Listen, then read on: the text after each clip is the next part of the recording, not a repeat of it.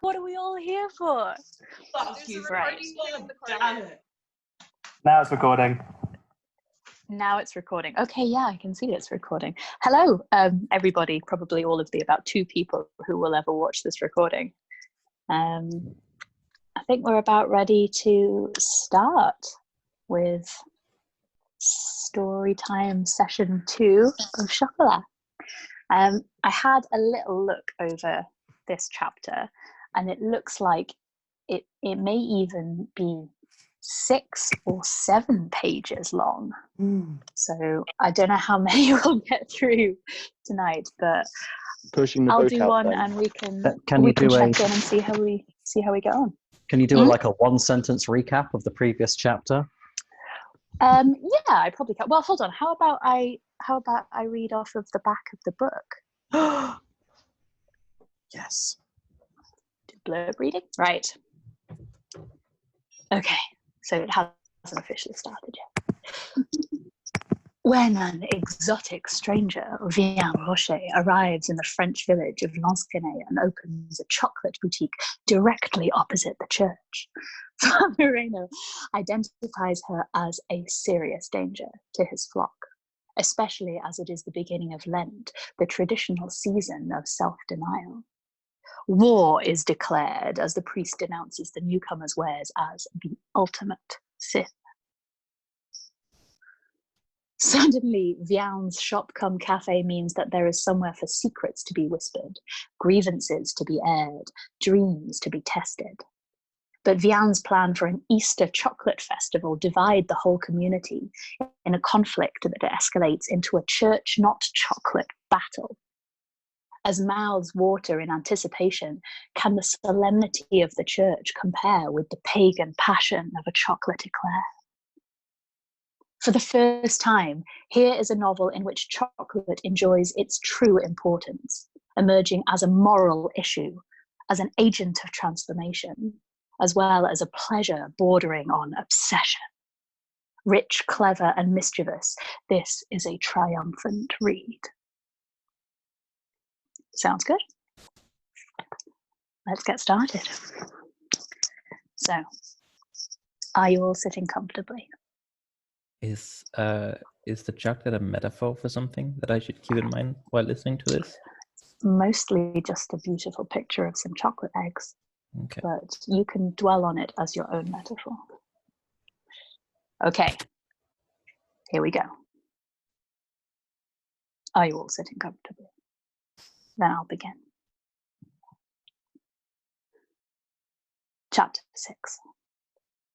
Saturday, February 15th. School finished early today. By 12, the street was rampant with cowboys and Indians in bright anoraks and denim jeans, dragging their school bags. The older ones dragging on illicit cigarettes, with turned-up collars and half a nonchalant eye to the window display as they passed. I noticed one boy walking alone, very correct in grey overcoat and beret, his school cartable perfectly squared to his small shoulders. For a long moment he stared in at the window of La Céleste Praline, but the light was shining on the glass in such a way that I did not catch his expression. Then a group of 4 children of Anouk's age stopped outside, and he moved on. 2 noses snubbed briefly against the window. Then the children retreated into a cluster as the 4 emptied pockets and pooled resources. A moment of hesitation as they decided who to send in. I pretended to be occupied with something behind the counter. Madame? A small, smudgy face peered suspiciously up at me. I recognized the wolf from the Mardi Gras parade. Now, I have you down as a peanut brittle man. I kept my face serious, for this purchase of sweets is serious business. It's good value, easy to share, doesn't melt in your pockets, and you can get, I indicated with hands held apart, oh, this much at least for 5 francs. Am I right? No answering smile, but a nod, as of one businessman to another. The coin was warm and a little sticky. He took the packet with care. I like the little gingerbread house, he said gravely, in the window. In the doorway, the three others nodded shyly, pressing together as if to give themselves courage. It's cool. The American word was uttered with a kind of defiance, like smoke from a secret cigarette. I smiled. Very cool, I agreed. If you like, you and your friends can come over and help me eat it when I take it down. Eyes widened. Cool, hyper cool. When? I shrugged. I'll tell Anouk to remind you, I told them. That's my little girl. We know. We saw her. She doesn't go to school. This last was uttered with some envy. She will on Monday. It's a pity she doesn't have any friends yet, because I told her she could ask them over, to help me out with the displays. Feet shuffled, sticky hands held out, shoving and pushing to be first in line. We can. I can. I'm Jeannot. Claudine. Lucy. I sent them out with a sugar mouse each and watched them fan across the square like dandelion seeds in the wind. A slice of sunlight glanced off their backs, one after the other as they ran. Red, orange, green, blue. Then they were gone. From the shaded arch of Saint-Jérôme, I saw the priest, Francis Reynaud, watching them with a look of curiosity and, I thought, disapproval. I felt a moment's surprise. Why should he disapprove? Since his duty visit on our first day, he has not called again, though I have heard of him often from other people. Guillaume speaks of him with respect, Narcisse with temper, Caroline with that archness which I sense she adopts when speaking of any man under 50. There is little warmth in their speech. He is not a local, I understand, a Paris seminarian, all his learning from books. He does not know the land, its needs, its demands. This from Narcisse, who has had a running feud with the priest ever since he refused to attend mass during the harvesting season. A man who does not suffer fools, says Guillaume, with that small gleam of humour from behind his round spectacles. That is to say, so many of us, with our foolish little habits and our unbreakable routines. He pats Charlie's head affectionately as he says it, and the dog gives his single, solemn bark. He thinks it's ridiculous to be so devoted to a dog, says Guillaume ruefully. He's far too polite to say so, but he thinks it's inappropriate. A man of my age. Before his retirement, Guillaume was a master at the local school. There are only 2 teachers there now to deal with the falling numbers, though many of the older people still refer to Guillaume as le maître d'école. I watch as he scratches Charlie gently behind the ears, and I am sure I sense the sadness I saw in him at the carnival. A furtive look, which is almost guilt. A man of any age can choose his friends where he likes, I interrupted with some heat. Perhaps Monsieur le Curé could learn a few things from Charlie himself. Again, that sweet, sad, almost smile. Monsieur le Curé tries his best, he told me gently. We should not expect more. I did not answer. In my profession, it is a truth quickly learned that the process of giving is without limits. Guillaume left La Praline with a small bag of Florentines in his pocket. Before he had turned the corner of Avenue de Franc-Bourgeois, I saw him stoop to offer one to the dog. A pat, a bark, a wagging of the short, stubby tail. As I said, some people never have to think about giving.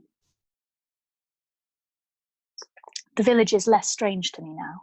Its inhabitants, too.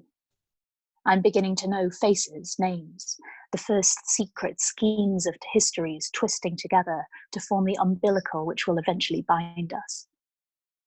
It is a more complex place than its geography at first suggests, the rue principale forking off into a hand-shaped branch of laterals, Rue des Poètes, Avenue de Franc-Bourgeois, Ruelle des Frères de la Révolution. Someone amongst the town planners had a fierce Republican streak. My own square, Place Saint-Jérôme, is the culmination of these reaching fingers, the church standing white and proud in an oblong of linden trees, the square of red shingle where the old man played pétanque on fine evenings. Behind it, the hill falls away sharply towards that region of narrow streets collectively called Les Maraudes. This is Lansquenet's tiny slum, close half-timbered houses staggering down the uneven cobbles towards the town. Even there it is some distance before the houses give way to marshland. Some are built on the river itself on platforms of rotting wood. Dozens flank the stone embankment, long fingers of damp reaching towards their small high windows from the sluggish water. In a town like Agen, Les Maraudes would attract tourists for its quaintness and rustic decay, but here there are no tourists. The people of Les Maraudes are scavengers, living from what they can reclaim from the river. Many of their houses are derelict. Elder trees grow from the sagging walls. I closed La Praline for 2 hours at lunch, and Anouk and I went walking down towards the river. A couple of skinny children dabbled in the green mud by the waterside. Even in February, there was a mellow stink of sewage and rot. It was cold but sunny, and Anouk was wearing her red woolen coat and hat, racing along the stones and shouting to Pantouf scampering in her wake.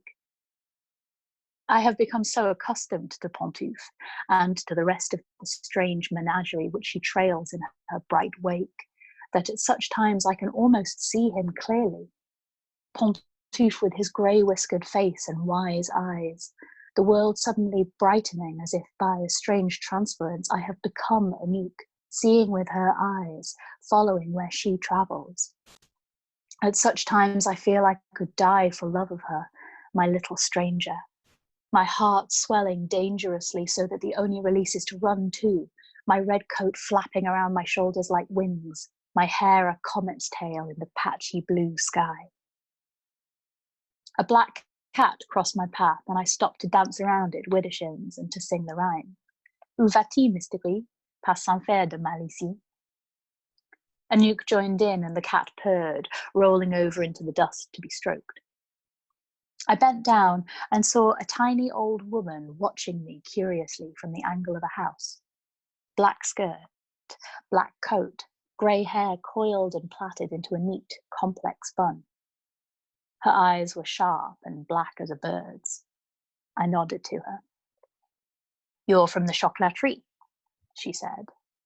Despite her age, which I took to be 80, maybe more, her voice was brisk and strongly accented with the rough lilt of the Midi. "Yes, I am." I gave my name. "Armand Voisin," she said. "That's my house over there." She nodded towards one of the river houses, this one in better repair than the rest, freshly whitewashed and with scarlet geraniums in the window boxes. Then, with a smile which worked her apple doll face into a million wrinkles, she said, "I've seen your shop. Pretty enough, I'll grant you that, but no good to folks like us. Much too fancy." There was no disapproval in her voice as she spoke, but a half-laughing fatalism. "I hear our Monsieur le Curé already has it in for you," she added maliciously. "I suppose he thinks a chocolate shop is inappropriate in his square." She gave me another of those quizzical, mocking glances. "Does he know you're a witch?" she asked. Witch. It's the wrong word, but I knew what she meant. "What makes you think that?" "Oh, it's obvious. Takes one to know one, I expect." And she laughed, a sound like violins gone wild. "Monsieur le Curé doesn't believe in magic," she said. "Tell you the truth, I wouldn't be so sure he even believes in God." There was indulgent contempt in her voice. "He has a lot to learn, that man, even if he has got a degree in theology. And my silly daughter, too. You don't get degrees in life, do you?" I agreed that you didn't, and inquired whether I knew her daughter. "I expect so. Carole Clermont, the most empty-headed piece of foolishness in all of Lansquenet. Talk, and not a particle of sense." She saw my smile and nodded cheerily. "Don't worry, dear, at my age nothing much offends me anymore. And she takes after her father, you know. That's a great consolation." She looked at me quizzically. "You don't get much entertainment around here," she observed, especially if you're old. She paused and peered at me again. But with you, I think maybe we're in for a little amusement. Her hand brushed mine like a cool breath. I tried to catch her thoughts to see if she was making fun of me, but all I felt was humour and kindness. It's only a chocolate shop, I said with a smile. Armand Voisin chuckled. You really must think I was born yesterday, she observed. Really, Madame Voisin. Call me Armand. The black eyes snapped with amusement. It makes me feel young. All right. But I really don't see why. I know what wind you blew in on, said Armand keenly. I felt it. Mardi Gras, Carnival Day. Les Maraudes was full of carnival people, gypsies, Spaniards, tinkers, pieds noirs and undesirables. I knew you at once, you and your little girl. What are you calling yourselves this time? Viens Rocher, I smiled. And this is Anouk. Anouk, repeated Armand softly. And the little grey friend, my eyes aren't as good as they used to be. What is it? A cat? A squirrel? Anouk shook her curly head. He's a rabbit, she said with cheery scorn, called Pantouf. Oh, a rabbit, of course. Armand gave me a sly wink. You see, I know what wind you blew in on. I've felt it myself once or twice. I may be old, but no one can pull the wool over my eyes. No one at all. I nodded. Maybe that's true, I said. Come over to La Praline one day. I know everyone's favourite. I'll treat you to a big box of yours. Armand laughed. Oh, I'm not allowed chocolate. Cowan, that idiot doctor, won't allow it. Or anything else I might enjoy, she added wryly. First smoking, then alcohol, now this. God knows if I gave up breathing, perhaps I might live forever. She gave a snort of laughter, but it had a tired sound, and I saw her raise a hand to her chest in a clutching gesture eerily reminiscent of Josephine Muscat. I'm not blaming them, exactly, she said. It's just their way. Protection. From everything. From life. From death. She gave a grin which was suddenly very gamine in spite of the wrinkles. I might call in to see you anyway, she said, if only to annoy the curé. I pondered her last remark for some time after she disappeared behind the angle of the whitewashed house. Some distance away, Anouk was throwing stones onto the mudflats at the riverbank. The curé. It seemed his name was never far from the lips. For a moment, I considered Francis Reynaud. In a place like Lansquenet, it sometimes happens that one person, schoolteacher, cafe proprietor, or priest, forms the linchpin of the community. That this single individual is the essential core of the machinery which turns lives, like the central pin of a clock mechanism, sending wheels to turn wheels, hammers to strike, needles to point the hour. If the pin slips or is damaged, the clock stops. Lansquenet is like that clock, needles perpetually frozen at a minute to midnight, wheels and cogs turning uselessly behind the bland, blank face. Set a church clock wrong to fool the devil, my mother always told me. But in this case, I suspect the devil is not fooled. Not for a minute.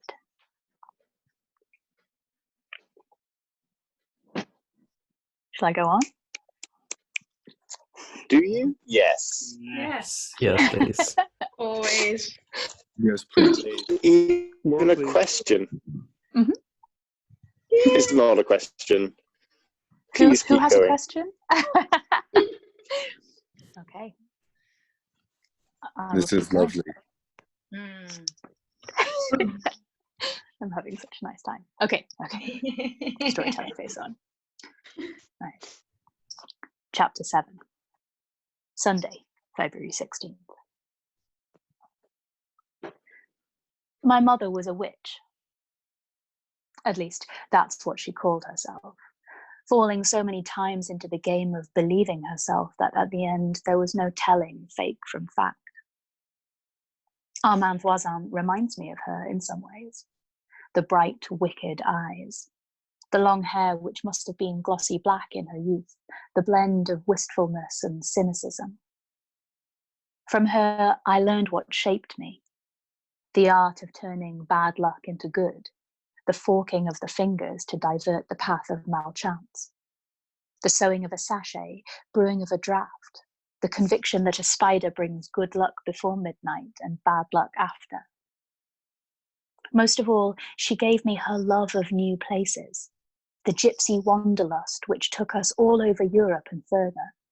A year in Budapest, another in Prague, 6 months in Rome, 4 in Athens, then across the Alps to Monaco, along the coast, Cannes, Marseille, Barcelona. By my 18th year, I had lost count of the cities in which we had lived, the languages we had spoken. Jobs were as varied: waitressing, interpreting, car repair. Sometimes we escaped from the windows of cheap overnight hotels without paying the bill. We rode trains without tickets, forged work permits, crossed borders illicitly. We were deported countless times. Twice my mother was arrested, but released without charge. Our names changed as we moved, drifting from one regional variant to another. Jan, Jean, Johann, Giovanna, Anne, Anuchka. Like thieves, we were perpetually on the run, converting the unwieldy ballast of life into francs, pounds, kroner, dollars, as we fled where the wind took us. Don't think I suffered. Life was a fine adventure for those years. We had each other, my mother and I. I never felt the need for a father. My friends were countless. And yet it must have preyed upon her sometimes, the lack of permanence, the need always to contrive. Still we raced faster as the years wore on, staying a month, 2 at the most, then moving on like fugitives racing the sunset. It took me some years to understand that it was death we fled.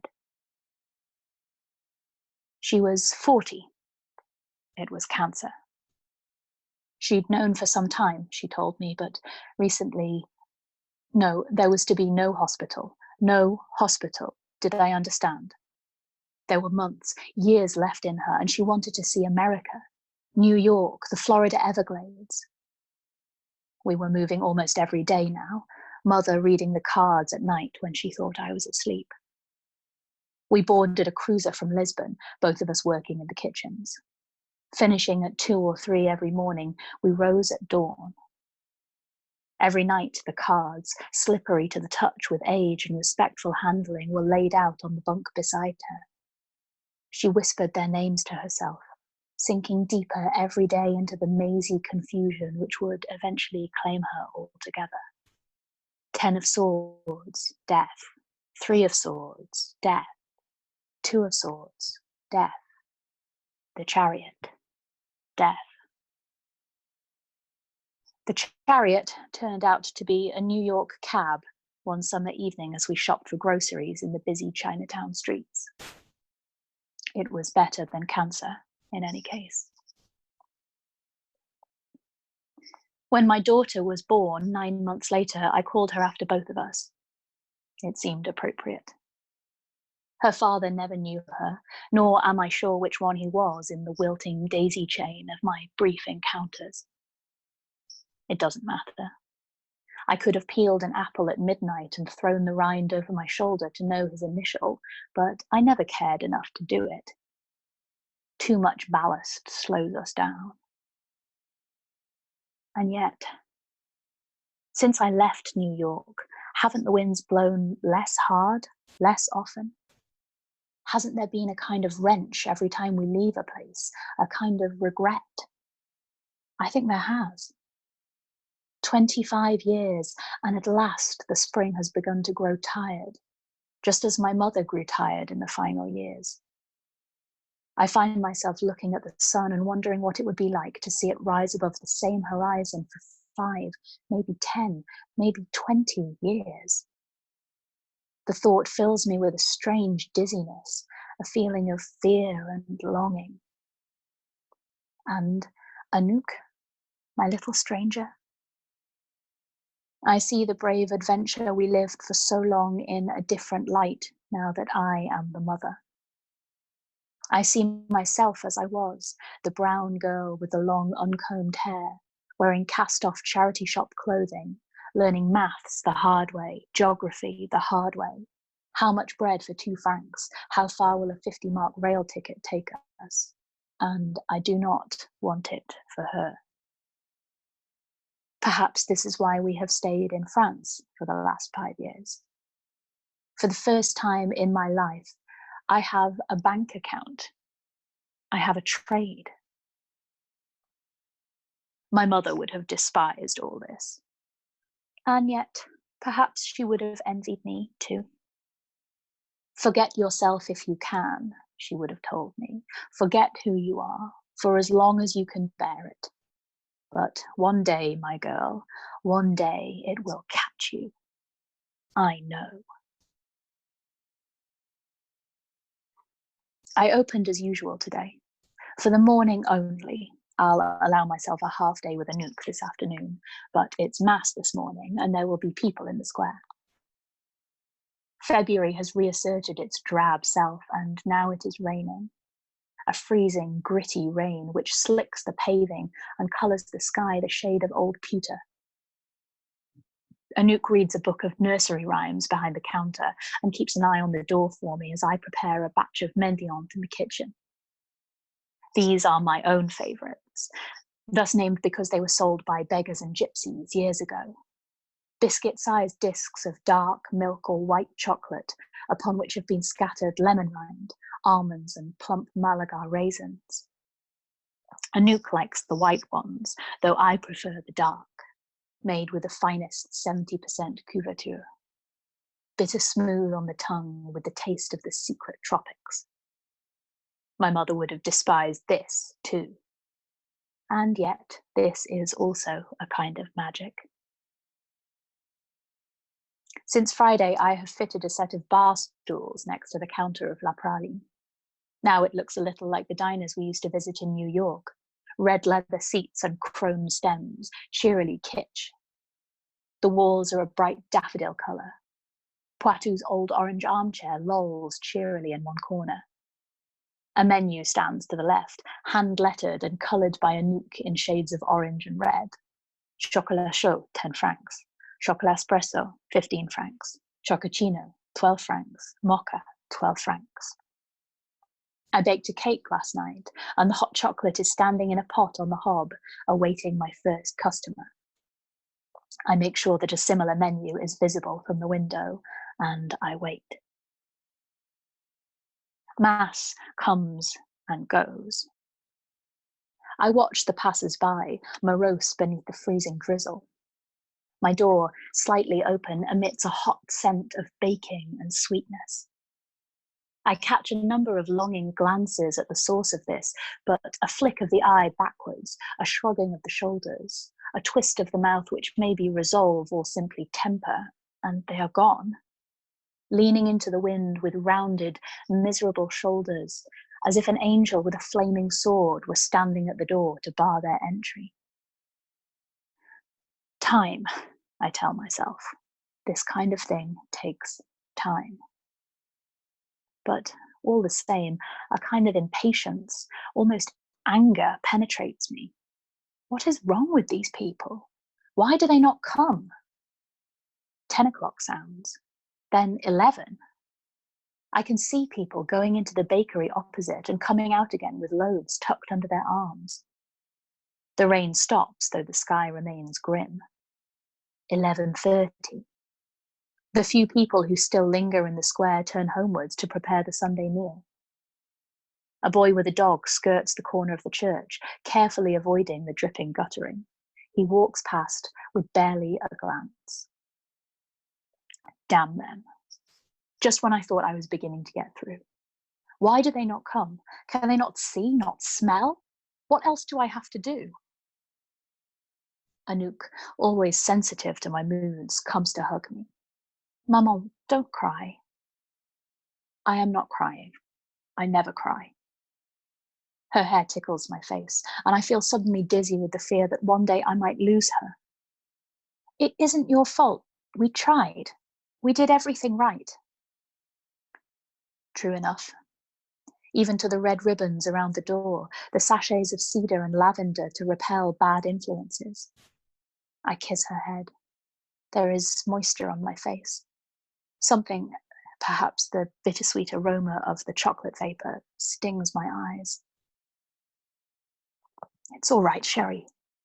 What they do shouldn't affect us. We can at least have a drink to cheer ourselves up. We perch on our stools like New York barflies, a cup of chocolate each. Anouk has hers with creme chantilly and chocolate curls. I drink mine hot and black, stronger than espresso. We close our eyes in the fragrant steam and see them coming. 2, 3, a dozen at a time, their faces lighting up, sitting beside us, their hard, indifferent faces melting into expressions of welcome and delight. I open my eyes quickly and Anouk is standing by the door. For a second, I can see Pantouf perched on her shoulder, whiskers twitching. The light behind her seems warmer somehow, altered, alluring. I jump to my feet. Please, don't do that. She gives me one of her darkling glances. I was only trying to help. Please. For a second, she faces me out, her face set stubbornly. Glamours swim between us like golden smoke. It would be so easy, she tells me with her eyes, so easy, like invisible fingers stroking, inaudible voices coaxing the people in. We can't. We shouldn't. I try to explain to her. It sets us apart. It makes us different. If we are to stay, we must be as like them as possible. Pantouf looks up at me in appeal, a whiskery blur against the golden shadows. Deliberately, I close my eyes against him, and when I open them again, he is gone. It's all right, I tell Anouk firmly. We'll be all right. We can wait. And finally, at 12:30, someone comes. Anouk saw him first. Maman! But I was on my feet at once. It was Renaud, one hand shielding his face from the dripping canvas of the awning, the other hesitating at the door handle. His pale face was serene, but there was something in his eyes, a furtive satisfaction. I somehow understood he was not a customer. The bell jangled as he entered, but he did not walk up to the counter. Instead, he remained in the doorway, the wind blowing the folds of his soutane into the shop like the wings of a black bird. Monsieur! I saw him eye the red ribbons with mistrust. Can I help you? I'm sure I know your favourites. I lapsed into my sales banter automatically, but it is untrue. I have no idea of this man's tastes. He is a complete blank to me, a man-shaped darkness cut into the air. I feel no point of contact with him, and my smile broke on him like a wave on a rock. Renaud gave me a narrow look of contempt. I doubt that. His voice was low and pleasant, but I sensed dislike behind the professional tones. I recalled Armand Voisin's words. I hear our Monsieur le Curé already has it in for you. Why? An instinctive mistrust of unbelievers? Or can there be more? Beneath the counter, I forked my fingers at him in secret. I wasn't expecting you to be open today. He is more sure of himself now he thinks he knows us. His small, tight smile is like an oyster, milky white at the edges and sharp as a razor. On a Sunday, you mean? I was at my most innocent. I thought I might catch the rush at the end of Mass. The tiny jibe failed to sting him. On the first Sunday of Lent, he sounded amused, but beneath the amusement there was disdain. I shouldn't think so. Lansquenet folk are simple folk, Madame Rocher, he told me. Devout folk. He stressed the word gently, politely. It's Mademoiselle Rocher. Small victory, but enough to break his stride. His eyes flicked towards Anouk, who was still sitting at the counter with the tall chocolate glass in one hand. Her mouth was smeared with frothy chocolate, and I felt it again like the sudden sting of a concealed nettle, the panic, the irrational terror of losing her. But to whom? I shook the thought with growing anger. To him? Let him try. Of course, he replied smoothly. Mademoiselle Rocher, I do apologize. I smiled sweetly at his disapproval. Something in me continued to court it perversely. My voice, a shade too loud, took on a ring of vulgar self-confidence to hide my fear. It's so nice to meet someone in these rural parts who understands. I flashed him my hardest, brightest smile. I mean, in the city where we used to live, no one gave us a thought. But here, I managed to look contrite and unrepentant at the same time. I mean, it's absolutely lovely here, and the people have been so helpful, so quaint, but it isn't Paris, is it? Reynaud agreed, with the tiniest of sneers, that it wasn't. It's quite true what they say about village communities, I went on. Everyone wants to know your business. I expect it comes of having so little entertainment, I explained kindly. 3 shops and a church. I mean, I broke off with a giggle. But of course you know all that. Reynaud nodded gravely. Perhaps you could explain to me, mademoiselle. Oh, do call me Vianne, I interrupted. Why you decided to move to Lansquenet. His tone was silken with dislike, his thin mouth more like a closed oyster than ever. As you say, it's a little different to Paris. His eyes made it clear that it was a difference entirely in Lansquenet's favour. A boutique like this, an elegant hand indicated the shop and its contents with languid indifference. Surely such a specialist shop would be more successful, more appropriate in a city. I'm sure that in Toulouse or even Agen. I knew now why no customers had dared to come this morning. That word, appropriate, held all the glacial condemnation of a prophet's curse. I forked at him again, savagely under the counter. Reynaud slapped at the back of his neck, as if an insect had stung him there. I don't think the cities have the franchise on enjoyment, I snapped. Everyone needs a little luxury, a little self-indulgence from time to time. Reynaud did not reply. I suppose he disagreed. I said as much. I expect you preached exactly the opposite doctrine in your sermon this morning, I ventured boldly. Then, as he still did not answer, still, I'm sure there's room enough in this town for both of us. Free enterprise, isn't that right? Looking at his expression, I could see he understood the challenge. For a moment, I held his gaze, making myself brazen, hateful. Reynaud flinched back from my smile as if I had spat in his face. Softly, of course. Oh, I know his type. We saw them enough, Mother and I, on our chase around Europe. The same polite smiles, the disdain, the indifference. A small coin dropped from the plump hand of a woman outside Roan's crowded cathedral. Admonishing looks from a group of nuns as a young Vianne leaps to grab it, bare knees scuffing the dusty floor. A black-frocked man in angry, earnest conversation with my mother. she running white-faced from the shadow of the church, squeezing my hand until it hurt. Later, I learned she had tried to confess to him. What prompted her to do it? Loneliness, perhaps. The need to talk, to confide in someone who was not a lover. Someone with an understanding face. But didn't she see? His face, now not so understanding, contorted in angry frustration. It was sin, mortal sin. She should leave the child in the care of good people. If she loved little, what was her name? Anne? If she loved her, she must make this sacrifice. He knew a convent where she could be cared for.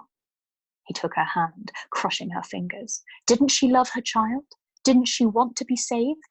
Didn't she? Didn't she? That night, my mother wept, rocking me to and fro in her arms. We left Reims in the morning, more like thieves than ever, she carrying me close like stolen treasure, her eyes hot and furtive. I understood he had almost convinced her to leave me behind. After that, she often asked me if I was happy with her, whether I missed having friends, a home. But however often I told her yes, no, no, however often I kissed her and said I regretted nothing, a little of the poison remained. For years we ran from the priest, the black man, and when his face returned time and again in the cards, it would be time to run once more, time to hide from the darkness he had opened in her heart. And here he is again, just as I thought we had found our place at last, Anouk and I, standing at the door like the angel at the gate. Well, this time I swear I will not run. Whatever he does, however he turns the people of this place against me, his face is as smooth and certain as the turn of an evil card. And he has declared himself my enemy, and I his, as clearly as if we had both spoken aloud. I'm so glad we understand each other. My voice is bright and cold. And I. Something in his eyes, some light where there was none before, alerts me. Amazingly, he is enjoying this closing of two enemies for battle. Nowhere in his armoured certainty is there room for the thought that he might not win. He turns to go, very correct, with just the right inclination of the head. Just so. Polite contempt. The barbed and poisonous weapon of the righteous. Monsieur le Curé.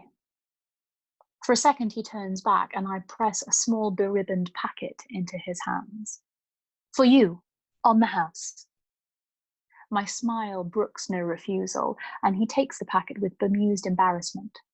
My pleasure. He frowns slightly, as if the thought of my pleasure pains him.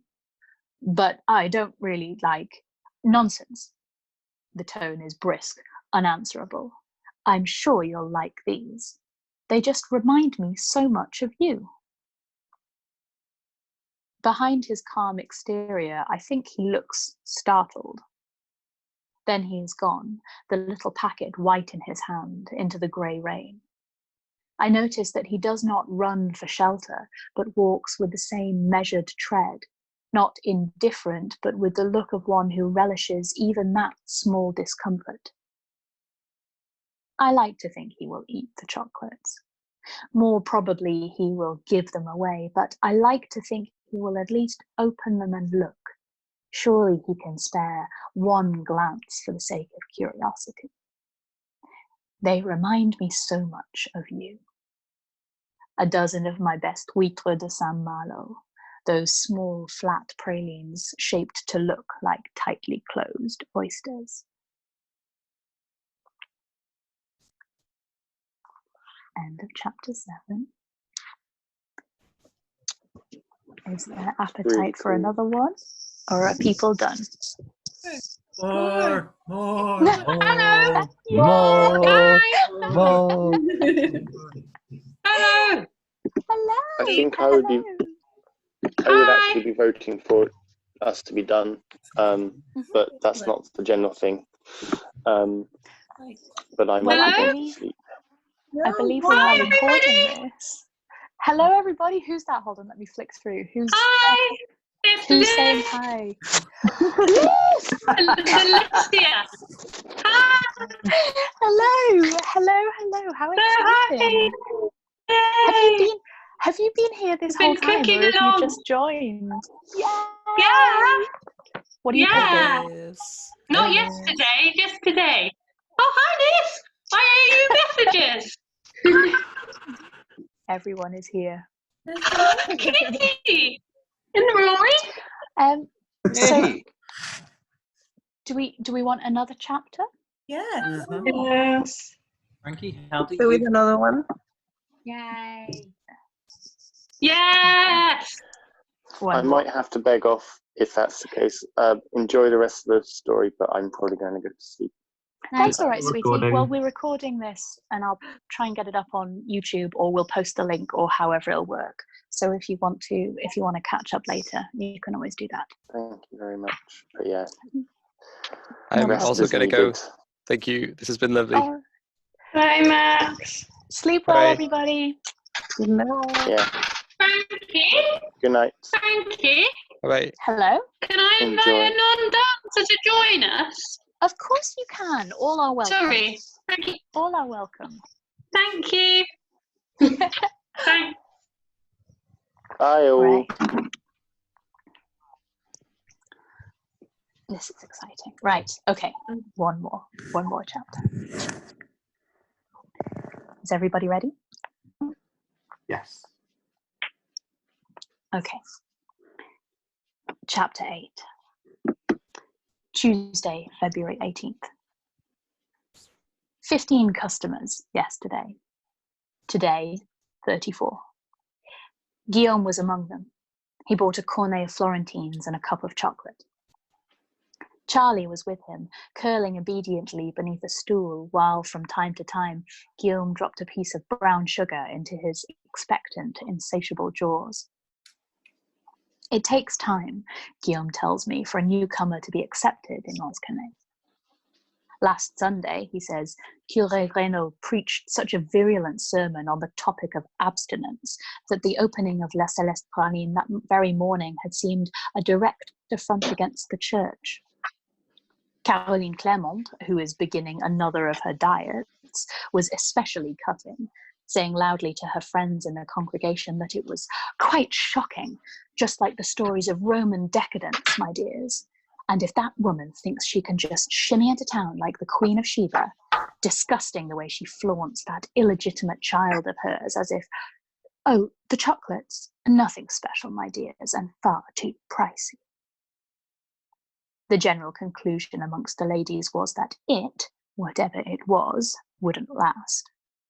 I would be out of town within a fortnight. And yet, the number of my customers has doubled since yesterday. Amongst them, a number of Madame Clermont's cronies, bright-eyed, if a little shameful, telling each other it was curiosity, that was all, that they just wanted to see what it was for themselves. I know all their favourites.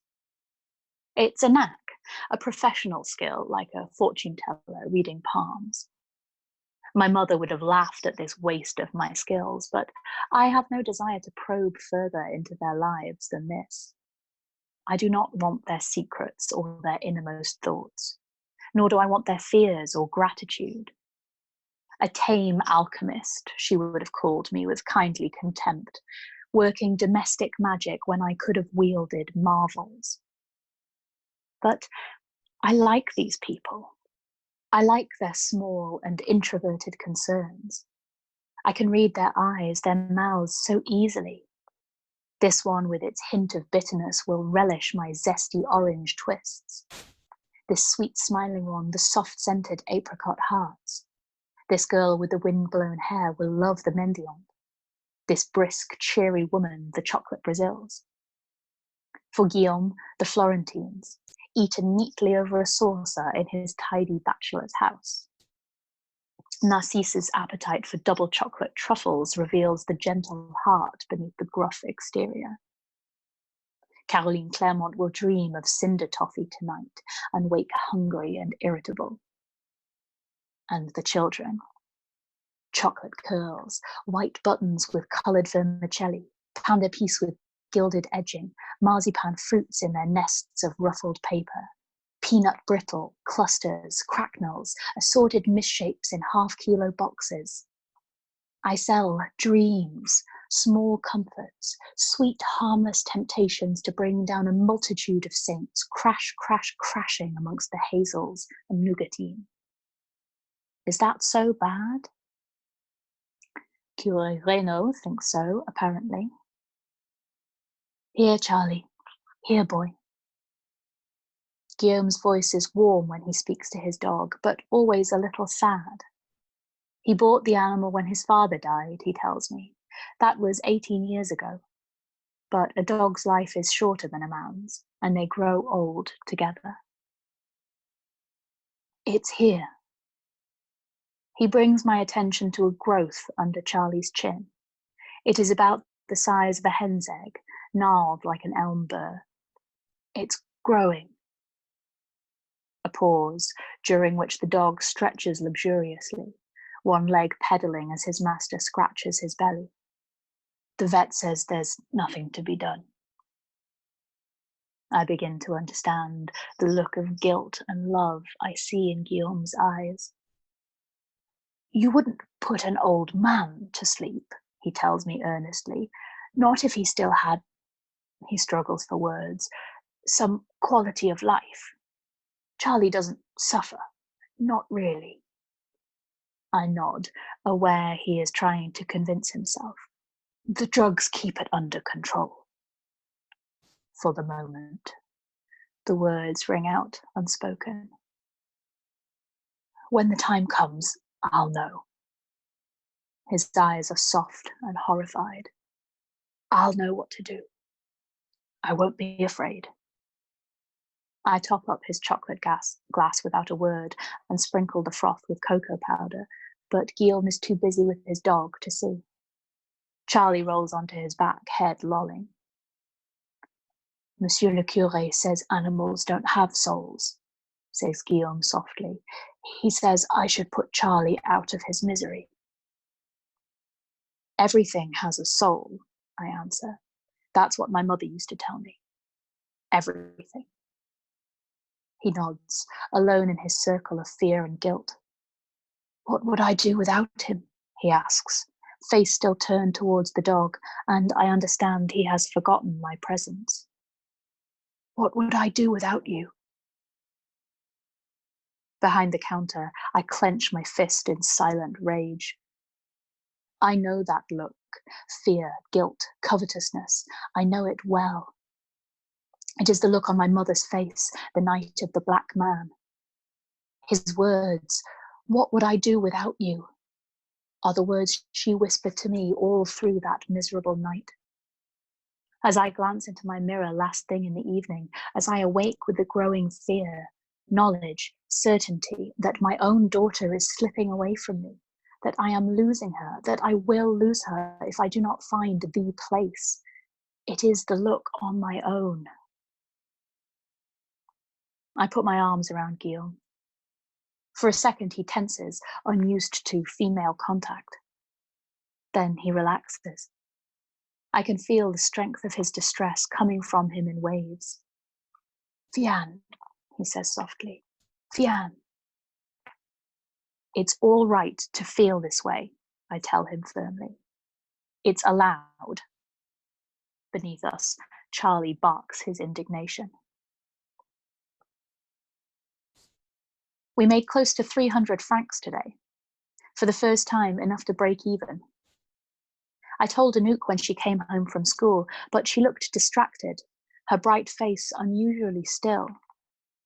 Her eyes were heavy, dark as the cloud line of an oncoming storm. I asked her what was wrong. It's Jeannot. Her voice was toneless.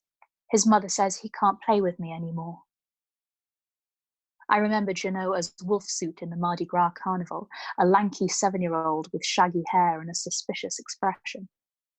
He and Anouk played together in the square last night, running and shouting arcane war cries until the light failed. His mother is Jolene Drou, one of the 2 primary teachers, a crony of Caroline Clermont. Oh? Neutrally. What does she say? She says I'm a bad influence. She flicked a dark glance at me. Because we don't go to church. Because you opened on Sunday. You opened on Sunday. I looked at her. I wanted to take her in my arms, but her rigid, hostile stance alarmed me. I made my voice very calm. And what does Jeannot think? I asked gently. He can't do anything. She's always there, watching. Anouk's voice rose shrilly, and I guessed she was close to tears. Why does this always have to happen? She demanded. Why don't I ever? She broke off with an effort, her thin chest hitching. You have other friends? It was true. There had been 4 or 5 of them last night, the square ringing with their catcalls and laughter. Jeannot's friends. I saw what she meant. Louis Clermont, Lise Poitou, his friends. Without Jeannot, the group would soon disperse. I felt a sudden pang for my daughter, surrounding herself with invisible friends to people the spaces around her. Selfish to imagine that a mother could fill that space completely. Selfish and blind. We could go to church, if that's what you want. My voice was gentle, but you know it wouldn't change anything. Accusingly, why not? They don't believe. They don't care about God. They just go. I smiled then, not without some bitterness. 6 years old, and she still manages to surprise me with the depth of her occasional perception. That may be true, I said, but do you want to be like that? A shrug, cynical and indifferent. She shifted her weight from one foot to the other, as if in fear of a lecture. I searched for the words to explain, but all I could think of was the image of my mother's stricken face as she rocked me and murmured, almost fiercely, "What would I do without you? What would I do?" Oh, I taught her all of this long ago. The hypocrisy of the church, the witch hunts, the persecution of travelers and people of other faiths. She understands, but the knowledge does not transpose well to everyday life, to the reality of loneliness, to the loss of a friend. It's not fair. Her voice was still rebellious, the hostility subdued, but not entirely. Neither was the sack of the Holy Land, nor the burning of Joan of Arc, nor the Spanish Inquisition, but I know better than to say so. Her features were pinched, intense, any sign of weakness and she would have turned on me. You'll find other friends. A weak and comfortless answer. Anouk looked at me with disdain. But I wanted this one. Her tone was strangely adult, strangely weary as she turned away. Tears swelled her eyelids, but she made no move to come to me for comfort. With a sudden, overwhelming clarity, I saw her then, the child, the adolescent, the adult, the stranger she would one day become, and I almost cried out in loss and terror, as if our positions had somehow been reversed. She the adult, I the child. Please, what would I do without you? But I let her go without a word, aching to hold her, but too aware of the wall of privacy slamming down between us. Children are born wild, I know. The best I can hope for is a little tenderness, a seeming docility.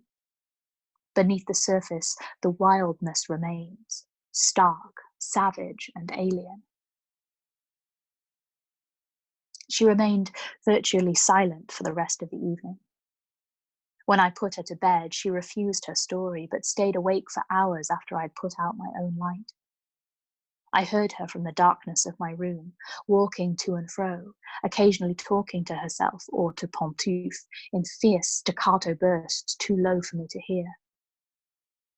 Much later, when I was sure she was asleep, I crept into her room to switch off the light and found her curled at the end of her bed, one arm flung wide, head turned at an awkward but absurdly touching angle that tore at my heart.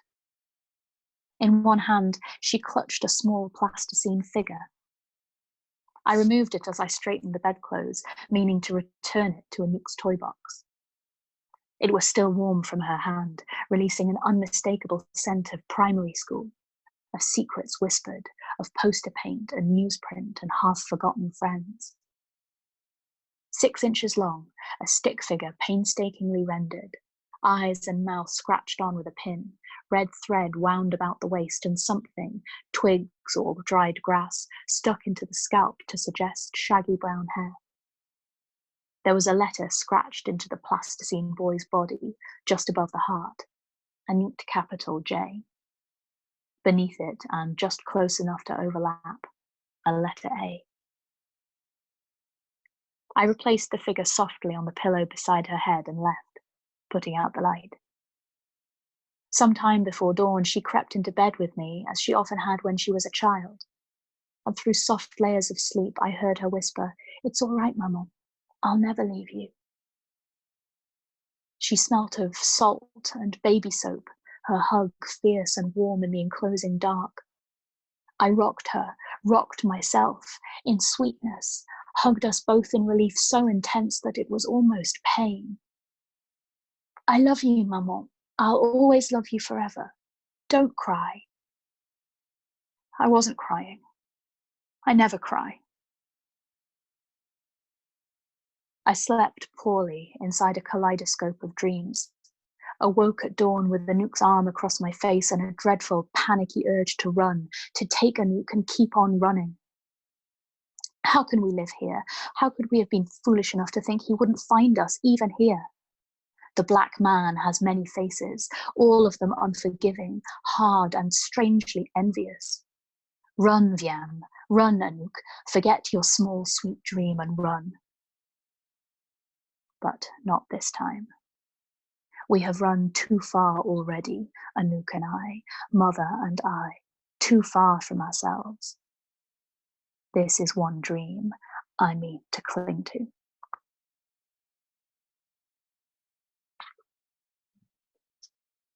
The end. Yay, that was wonderful. Thank you, Frankie. You're welcome, darling. Thank you all for listening. I hope you enjoyed it.